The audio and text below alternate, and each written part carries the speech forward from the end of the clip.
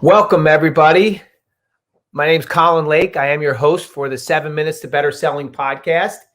As most of you know who listen in, not all of you, because we have some new folks coming in today, so thanks for being a part of this. I'm also the president and founder of Developing the Next Leaders, and Developing the Next Leaders is an organization that is committed to bettering the lives of sales folks throughout the world.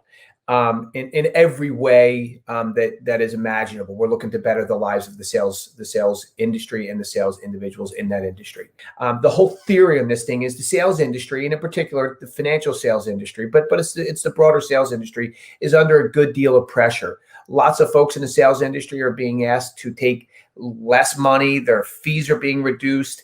And that's happening for a number of reasons. But the chief reason, we believe, is that the information that we as salespeople sometimes believe is our job to relay to the clients feel like they can get themselves. So we have to improve what we bring in terms of the value proposition in order for us to continue to emphasize or magnify the value of our profession, of who we are, what we do, and who we do it for.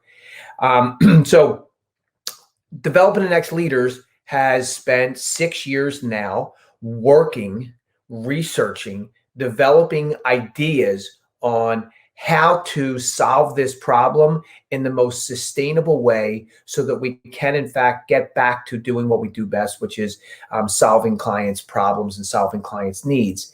And so we're going to do a recap here, as we mentioned, and we're going to talk about the first 3 calls that we did over the last couple of months. So on July 8th, right after the July 4th weekend here in the States, we had Jim Lake on the call. And Jim's the chief distribution officer for a large investment firm. And Jim gave us a lot of really, really powerful things to think about. But the big thought that he had is hard work, passion, and knowing your story drives success over time. And so if you think, okay, I'm going to work really hard for a couple of weeks. That wasn't Jim's message. It was long-term, sustainable hard work. So find out what everyone else in your industry is doing. Do a little bit more than them. And over time, that'll pay off, and it'll pay off in spades. Passion. Do you truly love what you do? And does that come out in all you do? And then know your message. Prepare. Jim talked about this idea of iron sharpens iron. And he believes firmly that when you continue to sharpen your skills and continue to practice your craft, you'll get a lot better, and your clients will know that. And then we transitioned to Gary Baker, a wonderful human being in so many different ways, cares so deeply about the folks that he works with every day. He talked about relational selling and like truly building a relationship that has nothing to do with selling a product, has everything to do with helping people get what they want in life. And if you do that over time, people will react well, and people will try to figure out how to get closer to you. The one takeaway I have from Gary's conversation, and there were so many, but the big takeaway was ask a question that has nothing to do with getting you anything. In other words, I'm just trying to learn more about you, just trying to figure out what resources we have that can help you. It has nothing to do with getting us to work together or getting us to do business together, whatever that happens to be. So consider that as, can you ask a question that is truly in the best interest of the person you're talking to, not in yours? And then third, we heard from Greeny. Dan Green was amazing. We talked to him on the 8th or the 19th, or I take that back, on the 5th. Today's the 19th, on the 5th of August. And Greeny is one of these social selling experts. And Dan talked also, interestingly, and like independently of Jim, he talks about this idea of iron sharpening iron. And Dan's consistently trying to get better at his craft, like in every way, shape, and form possible. So Dan talked about that. And then so that was a big takeaway. My biggest takeaway from Greeny was give your best. And this ties into what you just heard from Gary. Give your best, and you'll get other people's bests. Oftentimes, you'll see salespeople who will hold back their best ideas until they meet with someone live. Like, I don't want to share all my best stuff with them, because then why are they going to need me if I shared all my best stuff with them? Greeny's point was give, just share. And it'll always come back to you, and it'll come back again in spades, or come back to you tenfold.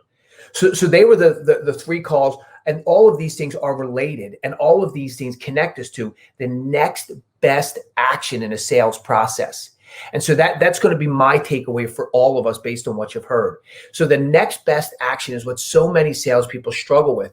I often am asked by coaching clients, Colin, help me get more effective. Help me be a better time manager. Help me be more efficient. I say, okay, so that's the problem here. What's the heart of the problem? What's driving that problem? And they say, ultimately, if I ask enough of the right questions, I get to the heart of the problem, which is I'm living in this world of follow through. I talk with the client, we share ideas, we get to a point in the conversation where they say, keep it in front of us, stay in front of us on this, send us something to review. Now I have this follow-up that I have to put these people in, or this follow-through that I have to put these people in. So what's the best next action to get that person to do business? And I'm going to first tell you what I'm going to second tell you what the best next action is, but I'm going to tie in what you learned from Jim, Gary, and Dan. And so the first one is prepare, know your message. What do you want to say in every one of these connection points that you're going to make? 2 is ask a question like, do you really know what's in their best interest? Do you know truly what they want? And if you don't ask that question as part of your next best action that you take with a client, ask them what they want and what they need. It doesn't have to be related to your product or your company's resources or your company's services. And then lastly, to Greeny's point is when they answer that, give them your best. Don't expect anything in return. Just give them your best. And know over time, that'll come back to you, and it'll come back to you tenfold. So all that in mind, you wrap up with what is the next best action? The next best action, we now know what it should be populated with. The next best action should happen every 3rd day after your previous action. So Colin, now I know what to do. Like, when do I do this? When's the best time to stay in front of someone? And then like, how consistently do I do that? So that's what so many of us struggle with. How do you do that? We just talked about it. We gave you all the stuff to populate with. When do you do it? It's every 3rd day. Maybe you're saying, geez, Colin, wouldn't that be a lot? Or wouldn't that be too much?